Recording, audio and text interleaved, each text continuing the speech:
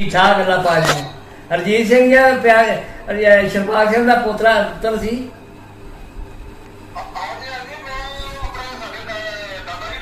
दादाजी दादाजी मेरे जमाती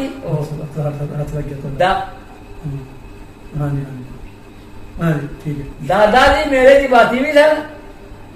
मेरे यार भी सन असी बदो की दोवे भरा घोड़ी दे चढ़ के चोरी शरपाल सिंह सानू घलदा हुंदा सी पढ़ने वास्ते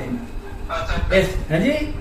हाँ जी वधिया अल्लाह पाक खैर करे अल्लाह पाक तुहानू भाई अल्लाह पाक तुहानू तंदुरुस्ती लगे खैर होए भाई खुशी हुई वेख के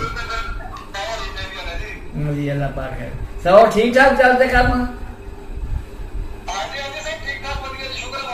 चल अल्लाह खैर अल्लाह पाक खैर शुक्र अल्लाह पाक जी खैर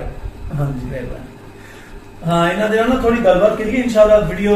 अपने भाई ने भी की छेती तुहानू वेखण नूं मिलेगी।